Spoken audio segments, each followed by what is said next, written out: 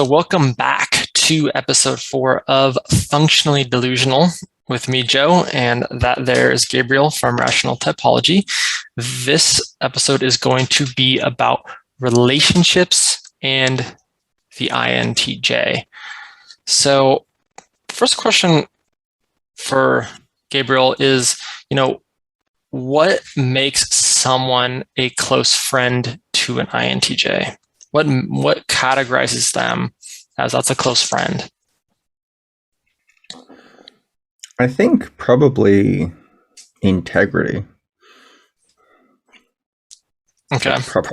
Probably adherence to principles, and the principles are consistent and not crazy. Probably that. Their own or like your own principles? Like what are the principles they need to stick to? I feel like often people don't know what their values actually are. Okay. And so they might have principles, but they don't know if they're adhering to them because they're not bothering to check. And I think that INTJs learn to avoid that. And there are people that don't do that as a consequence. So I guess you'd say you could be friends with someone that, as long as they're internally consistent, like practice what they preach, whatever phrase you want to use, that's good enough for them. Even if, do they have to agree, or do they just have to be like, that person's at least consistent? It has to be not crazy, I guess. Okay. Like it couldn't be something like, I think that power should be in charge regardless of context. Okay. Like that's going to lead to just like power games. Gotcha. Okay. Or if it was just like some crazy alternative lifestyle to yours. That's fine. That's fine. Okay. So it's not something like that. Okay. Like me and like the Catholic gaming nerd, for example. Mm-hmm. His beliefs are pretty different from mine, but I think we could be friends. Like, I don't see any substantial reason that couldn't happen. Because his beliefs are internally consistent and they're not crazy. Okay. That doesn't mean I still agree with all of them or think they're sensible. It's just that they are not crazy and that they are internally consistent. Right. Okay. So I guess when I'm thinking about this question, like what makes a close friend, I think integrity is one of them. I also think just follow through, doing what you say you're going to do is good. I don't necessarily think they have to be like intellectually like a giant, like the most intellectual person ever. But I do think I probably integrity and then kind of like loyalty. I kind of have a little bit of that. A little bit of like 50-50 relationship. I'm talking to you as much as you're talking to me. I don't always have to be the one to ask to hang out. I don't know if that's something for you, but I think sometimes it's like I'm always the one engaging and then you're the one that's responding. For me, that's not, I hate that. That's fair. Yeah. Are there certain traits or qualities they need to have? I do like people that are novel, like novel in their thinking or novel in their behavior. I just like it more. I also like people that are not very easily offended, because that just annoys me. So that's why your INTP housemate is such a great like match for you, because you have the TI consistency at least, and then he's probably a weirdo in a good way.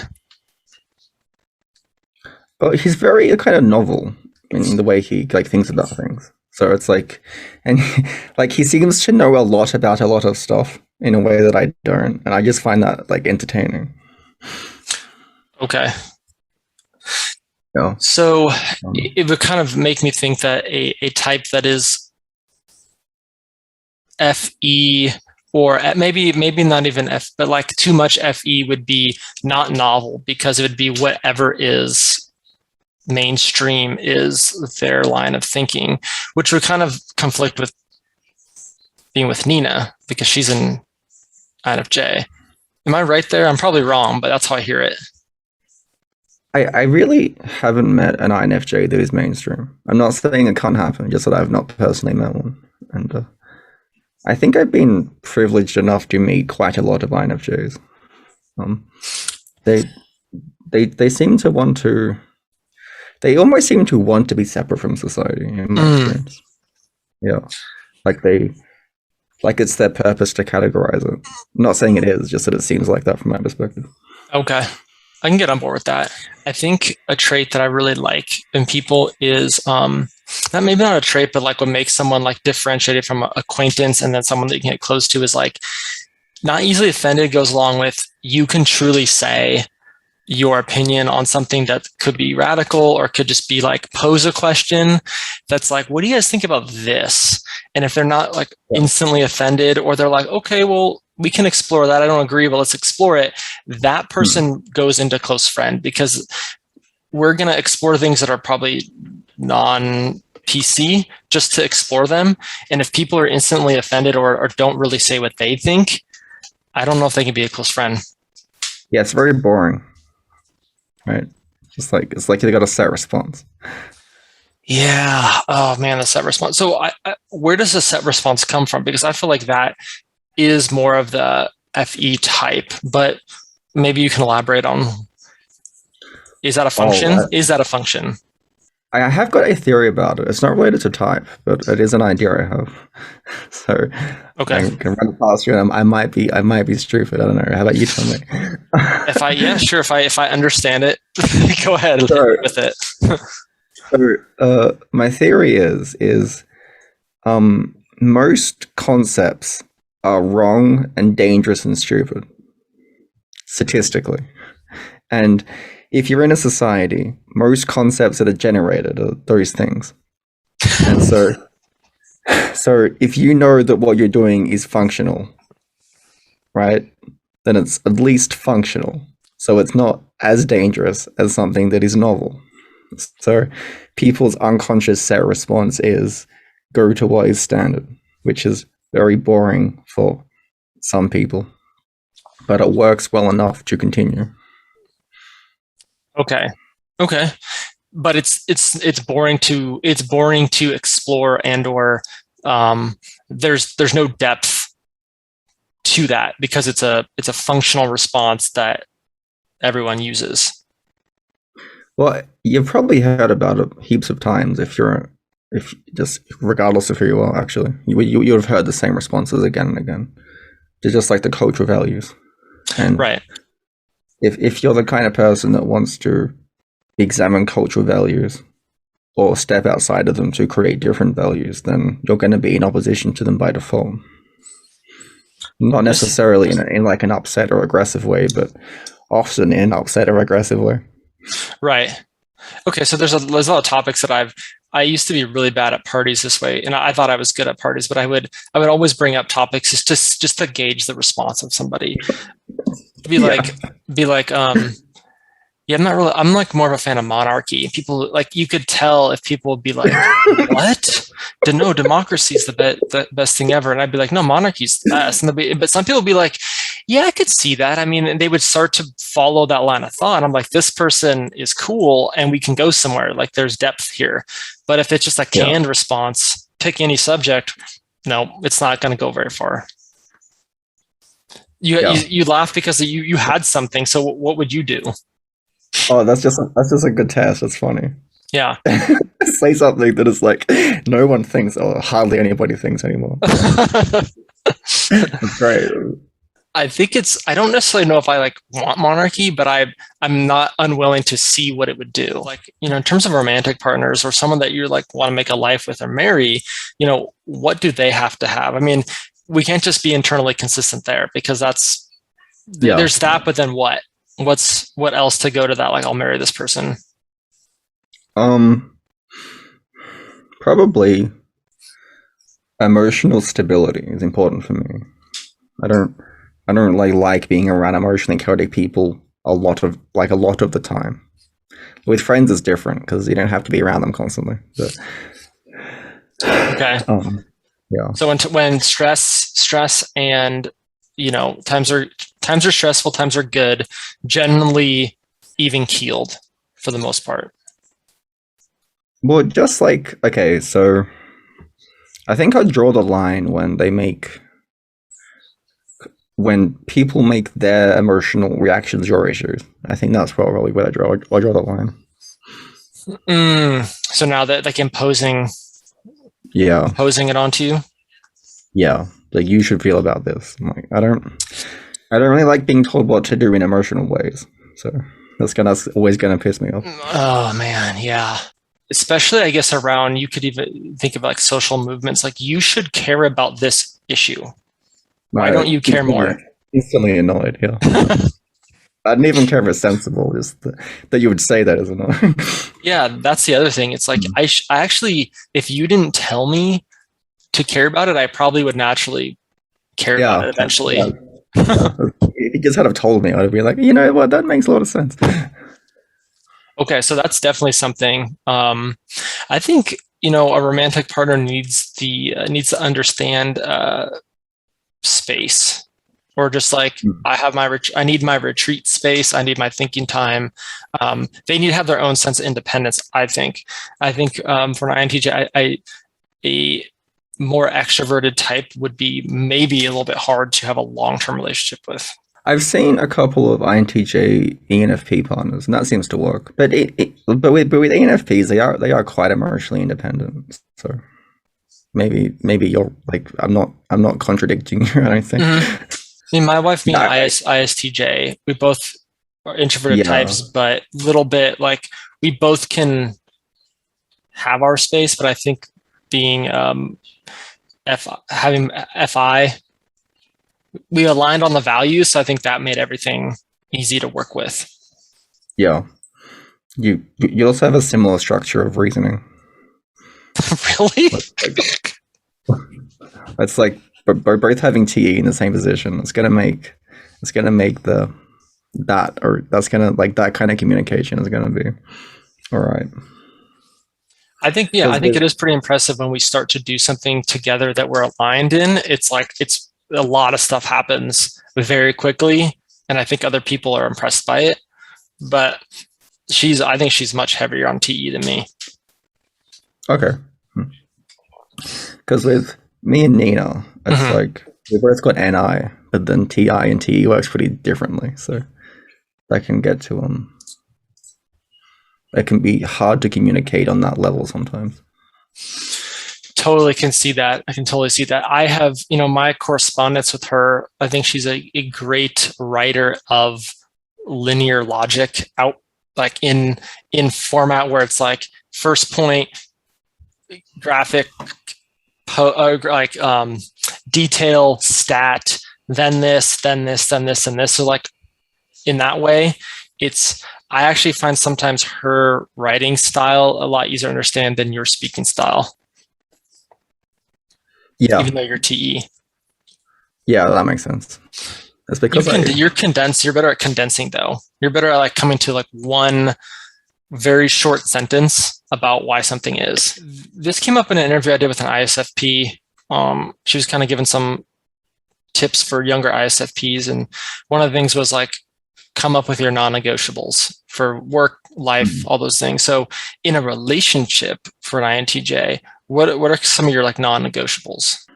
I think you're definitely right about there has to be an appreciation, or not like there has to be an acceptance of that you are going to spend a lot of time doing random stuff that isn't random to you, but it's probably going to seem random to them.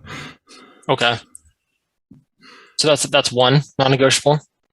Yeah, well, I think they just kind of, if they don't, because I've known people that just don't operate like that, and it's fine for them, but it's not fine for me.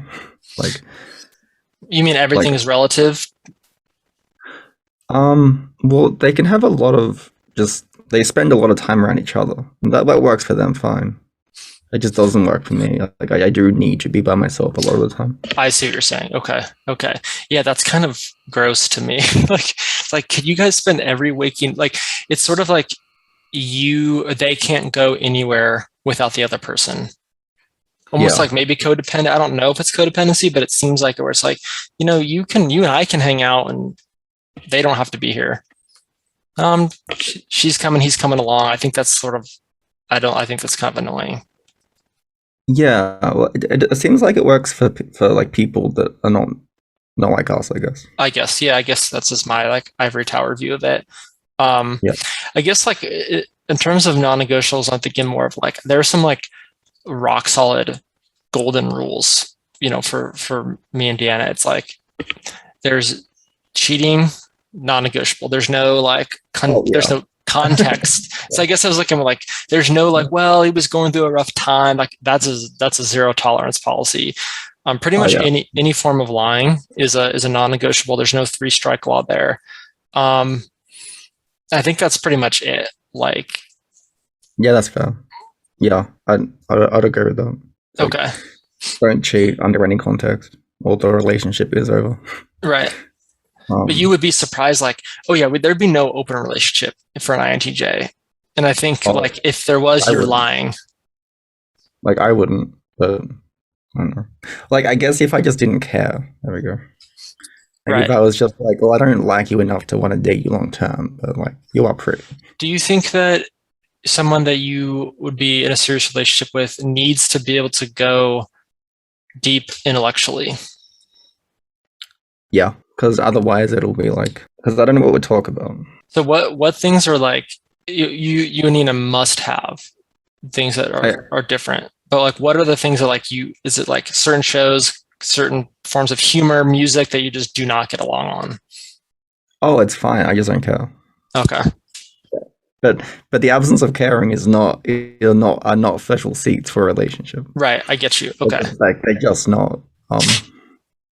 So they have to just be have to have the interest of wanting to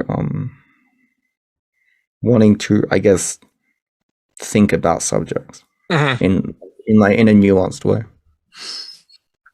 So what if there was no interest in personal development or type?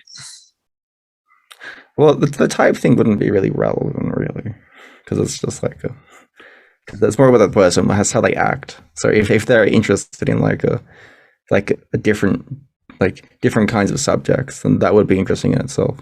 Okay. Unless the subject was like nonsense, which can happen. Okay. Would you care about like profession, what they do for a living? Yeah, like if they worked all the time, I wouldn't like that. Ooh, that's interesting. But still, what profession? Do you care about the profession? Oh, I guess not something like very unethical. Okay. um, yeah. That's also another value thing though. So like, Yeah. if they were a that would be, banker, like if they work for like investment bank, I would be like, no. yeah. Like probably depending on the like. I can't think of any particularly immoral professions at the moment, but I'm sure I could come up with some. Okay. Yeah. Like work for a defense I contractor.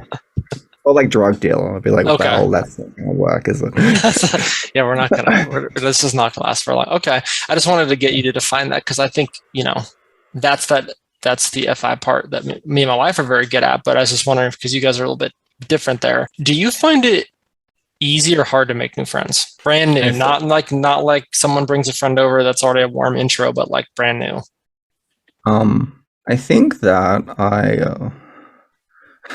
I think I'm kind of easily bored by people. I kind of don't know. Because I feel like I can say things to get a reaction that people might like, but I don't care. And it's like I'm going through the motions. Would there ever be a time when someone was like, they were so interesting that you pursued that friendship? You're like, wow, I need to like get more out of this person. They're interesting. Yeah, that's happened sometimes. Yeah. That happened with Nina because she just like knew stuff I didn't, and I was like, that's cool. I want to understand why that is a thing. That's awesome.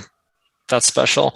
I think I will toot my own horn on this. Like I'm for an INTJ. I'm really good at networking. Like I think I've built up a pretty good like on LinkedIn where I reside, like I'm really good at it. Like where I live now, I started up a networking and MBTI meetup group Oh, cool. outside of my comfort zone, but I almost like the realization that I have to do it to grow myself and like my understanding of type.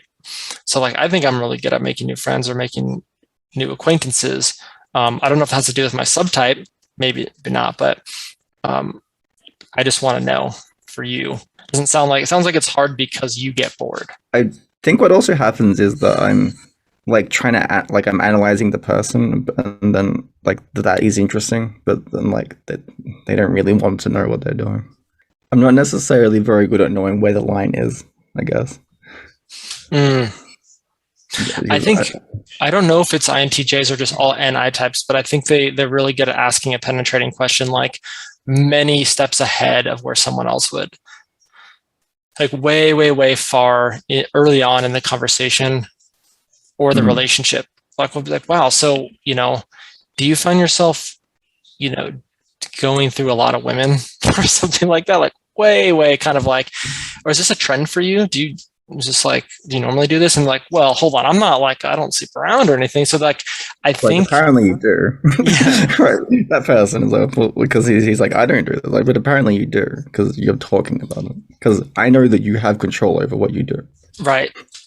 Yeah. So that sort of like, I guess, like I think penetrating, just insightful question will spark people to go, whoa, like we're not even there yet. It'd be interesting to go against, and I say go against, but it'd be interesting to have someone also kind of be on your level of trying to figure you out at the same time, and then seeing how you respond to that. I think that's why I get along with INFJs, because they often are a bit like that. They're generally better at phrasing stuff. But the phrasing is just kind of like, I don't care about that. It's the question itself. So Yeah. like maybe that's why I get along with INFJs often, because they are generally curious, and also they probably have a relatively easy time understanding me in comparison to most people. Okay, that's probably true. One last thing I'd want to know, if there is any tips or like what you've done personally, or if you've tried to build yourself up to be better at building rapport. Like, how have you improved rapport building? I know that you talked about it way back, where it's like when you were young, you didn't care about rapport. What have you done since, or how have you improved it? I think it's often comes down to comprehending like people heuristics. Okay. And then kind of tapping into them. All right. Well, give me an example. I know what you're saying. I actually know what you're saying this time, but I want to know like an example. Oh, okay. So it's things like when somebody says a vague claim, like validate an aspect of the claim, and regardless of if you actually agree with them. Okay. So they say something like, they say something, and then you say, okay, so what I'm hearing is this. You validate it, or you say like, oh, or you say, oh, that really sucks. That must be painful. I'm often like, oh, that's really interesting way of saying that. It's like, oh, that makes sense in this way. Oh. That definitely seems like it makes sense for you. Yeah. Like, totally backhanded. It's like if you say that, then they know that you don't actually agree. Sometimes you can't. Sometimes I think we can't help it. I think a lot of it is just me kind of like unconsciously getting annoyed at people. So it's kind of like I kind of self-sabotage in a bit I think with other people, because okay, I think this is the reason. I think it's because I want to be honest, but I can't be, and then I get annoyed. Okay. So I just have this funny example, like, someone makes a claim about whatever, logical fallacy, and then you go, yeah, sounds like you've done your research. Yeah. I guess do you care about like I'm not asking do you care about being liked, but do you find like it would probably be better for you if you tried to build more rapport? Better for me. But Like, would there be better would you have better relationships? Would you learn more about people? Would you have more insight if you tried to build more rapport? yeah, before I was with Nina, I figured out like patterns of how to be attractive to women, and I just was doing that to women I was in contact with, And providing their. what were these patterns like? Lifting a lot of weights? Well, that's more like a physical thing. I Like think it was so. more like I'm not saying that's wrong. Mhm. It's not wrong. It's just wasn't what I was doing. It was yeah. It was things like imply that you will protect them for moralistic reasons. Very effective. Imply it. So like a Yeah. white knight type deal? No. If you just say it, it's creepy. So you don't say it; you just imply it. But then, if you imply it, you must also like tease them a little bit to show that you don't actually care, Right. and then they care about you. I like that. That's a good one. That's undervalued one right there. Thank you all for joining us. This was episode 4 of Functionally Delusional. I'm Joe. That is Gabriel from Rational Typology, and we will see you all next time. I tried to live without you, just can't get you off my mind.